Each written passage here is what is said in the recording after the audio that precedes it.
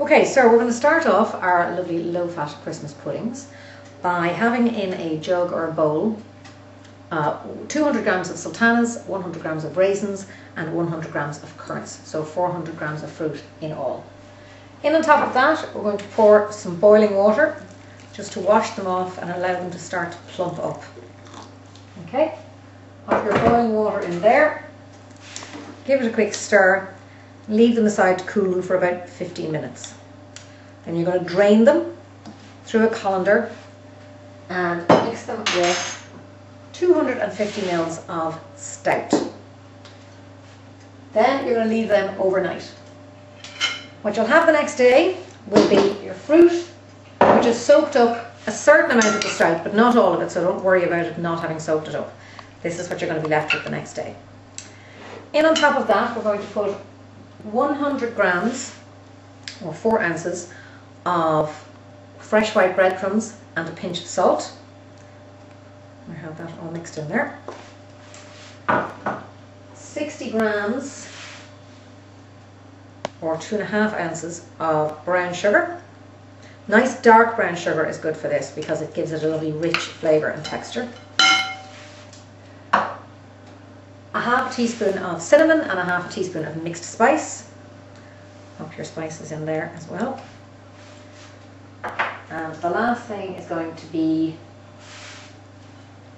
your 2 eggs. Give them a mix in.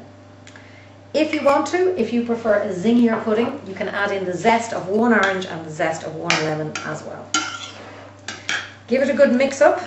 And this is your basic pudding recipe.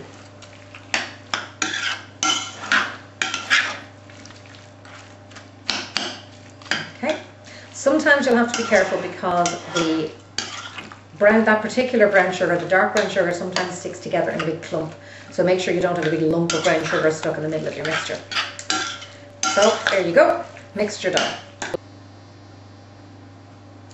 We are going to make 8 individual puddings out of this mix. Partly for portion control and partly because they take less time to cook in the oven. This is a Dariol mould, which I'm going to use. They're very handy little metal pudding basins that you can buy in most good catering shops. However, if you don't want to buy one, you could use a ramekin dish or a teacup. Perfect little thing like that. Absolutely perfect.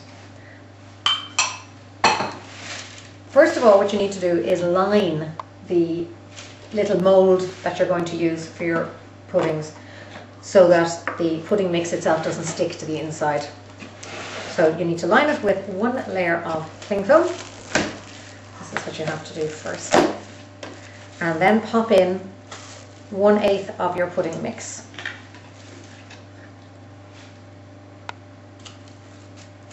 Okay, which is about 1.5 tablespoons approximately. Draw up the 4 corners of the cling film, form a seal and twist it around like the end of a Christmas cracker and flatten it down. But just to be sure that there's no steam or moisture gets in during the cooking process, we're going to put 1 more layer of cling film. So put your cling film down, put your little pudding on top of it, fold it over again, and then seal it. So you have a perfect little seal ready to go into the tin for into the oven. Once you have all 8 of your little mini puddings double cling filmed, you're going to pop them into a roasting tin, just like this one, evenly spaced out, and then you pour some hot water in, because what you want to do is you want to create a steam bath within the oven. So pour the water in, hot water out of the kettle, up to about 1 inch or a little bit more than half of the way up the little pudding basins. Okay. On top of that, put a layer of grease-proof paper. Now the reason for this is because we're going to put a layer of tin foil across the very top. And if you have the tin foil touching directly onto the plastic, it could melt from the heat in the oven. So you do not want that.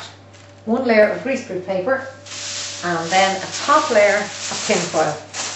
Now this has to be a very, very tight seal. So if you accidentally tear it with the fingernails, start again. Use a fresh piece. Tighten it in right the way around. to produce a very, very, very good seal. I'm going to pop this in the oven for an hour and a half to 2 hours at about 175 degrees, which is gas mark 6 or Fahrenheit 325 degrees. When you take it out, allow it to cool. Don't try and take them out, they'll be too hot. Just let them cool in their own time, and then when they're totally cold, you can take them out and peel the cling film off. Okay? I'm going to do that now. Okay, so here we have our little pudding out of the oven and cooled at its own time. Just break the seal with the scissors. It will have produced quite a strong seal, so you just have to break it with a knife or scissors and then peel it off. The great advantage, of course, doing it this way is that your pudding basin is not dirty. So all you have to do is rinse it under the tap. Again, break the seal into the actual pudding and just peel off the cling film. Pop it onto your plate, and there you go, ready to go. All you have to do is microwave it for 30 or 40 seconds and it's ready and hot, ready to be served with either some vanilla yogurt or some brandy sauce, which you can make with skimmed milk thickened with a little corn flour, drop of brandy and some sweetener. Enjoy your Christmas puddings.